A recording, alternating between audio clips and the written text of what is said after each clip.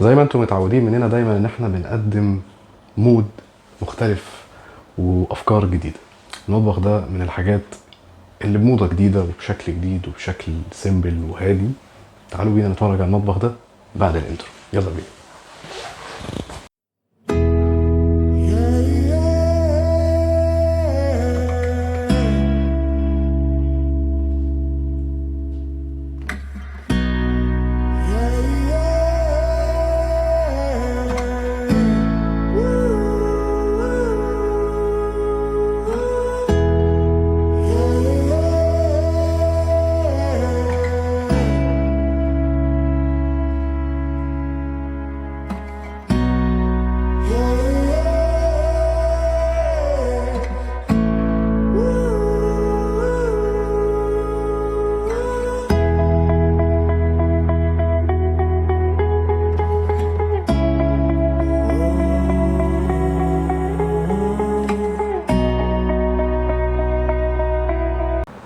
السلام عليكم ورحمة الله وبركاته. النهاردة مطبخنا من بالم اكتوبر.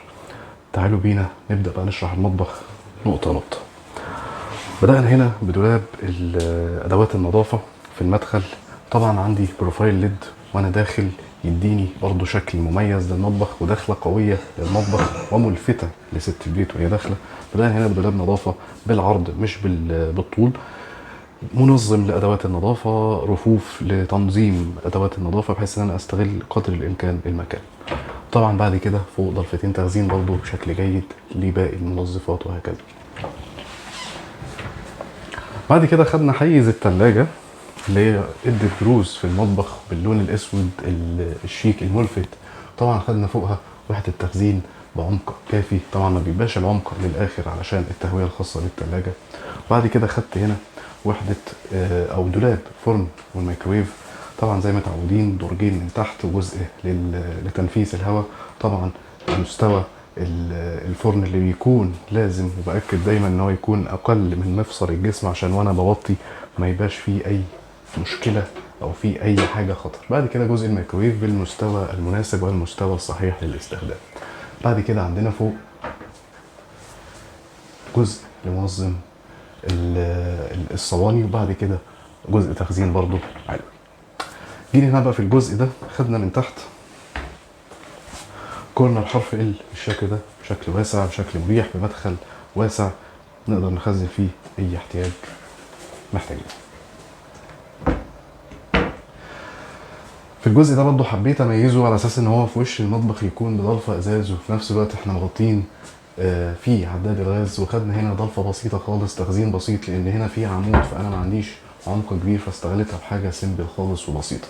حبيت يكون هنا الجزء ده مميز، ولكن خليت هنا المطبقيه في الجزء ده بالشكل ده، مطبقيه بسيطه خالص بشكل هادي جدا، في نفس الوقت جايه في مكان مستخبي وبرضه سهل الاستخدام ان انا اقدر اتعامل معاها وانا واقف بمنتهى الاريحيه، وبعد ما اخلص شغلي اقدر انزلها بمنتهى الاريحيه.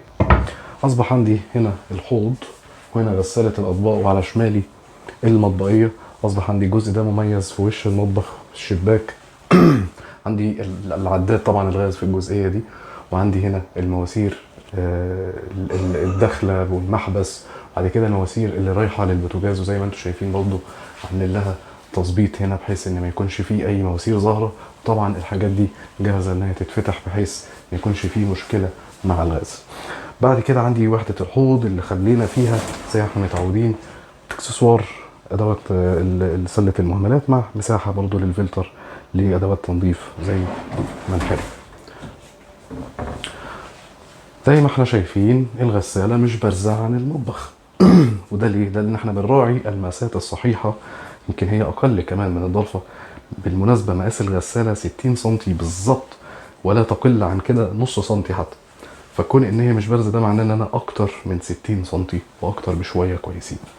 طبعا مع مراعاه المساحه الكافيه ان انا هبدا استخدم الضلفه من هنا بالشكل ده بكورنر خليته بسيط قدر الامكان، يعني ما ضمنتش معاه الخلع ده من جوه على اساس ان هيبقى صعب جدا ان انا اوصل لحاجه هنا، فخلينا الوحده مجرد حاجه بالطول بسيطه وسهله الاستخدام على اساس ان هو كورنر كده كده صعب استخدامه، مش اريح حاجه في الاستخدام. هنا عندي كورنر برضو علوي اللي مغطي فيه السخان بالشكل ده، هي مجرد وحده مغطين فيها السخان، مع الجزء الديكوري وفرق المنسوب وفرق الارتفاع ما بين الجزء ده والجزء ده، لان انا عندي مستوى جبس هنا نازل، فخليت هنا شكل ديكوري مختلف عن الشكل الشمال، وهنا يكون متناسق ويكون في ربط ما بينهم بالجزء اللي فوق الشباك بالاضاءه اللي هتربط من بيت النور اللي في الجزء ده وتلحم مع المطبخ بشكل جيد وبشكل صحيح. بعد كده عندي هنا الجزء ده رفين ديكور، على اساس ان الجزء ده انا مش هستفيد بيه كتخزين في المطبخ بوجود العمود، فاستغليناه رفوف بالشكل ده. طبعا كل ما هو فوق ده شكل فيك، لكن في بعض الاجزاء بتتفتح برضو للسيفتي بتاع الغاز مش اكتر. تمام. عندي ضلفه يمين وشمال الفلتر بالشكل ده. تعالوا نتكلم بقى هنا في نقطه مهمه جدا، الشفاط.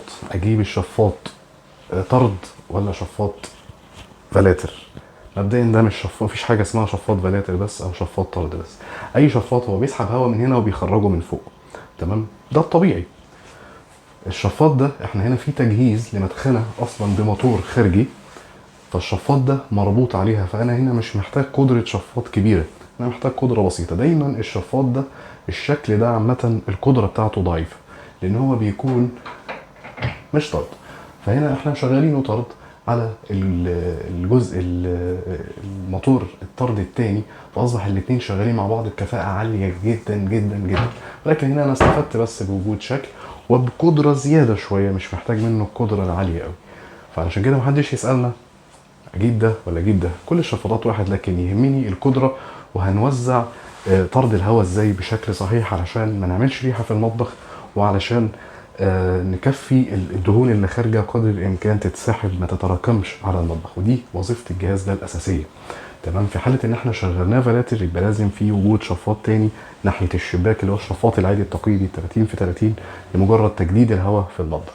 الاثنين مهمين في جميع الاحوال، لكن اذا ما عرفناش نوفر التاني يبقى ده يشتغل طرد علشان يساعد في طرد الريح، ولكن هو تخصصه الدهون فقط.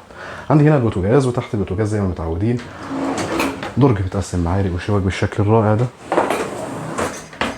وعندي طبعا ادراج رئيسيه للحلل الاستخدام اليومي، زي ما انتم شايفين في كميه كبيره. طبعا احنا الموضوع لسه مسلمين، فالدنيا مبهدله شويه، فرصينا على قد ما نقدر.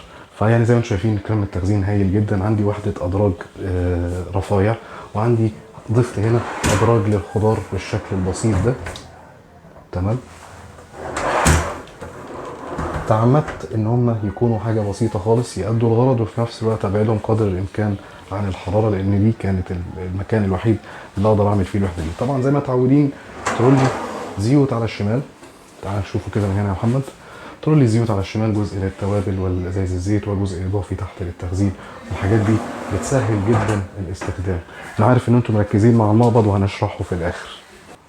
نيجي هنا في الاخر في عندي كورنر بقى اخير، وده اكبر كورنر على اساس ان هو الاقرب برضو للبوتاجاز والاقرب للاماكن الشغل الصحيحه والمريحه.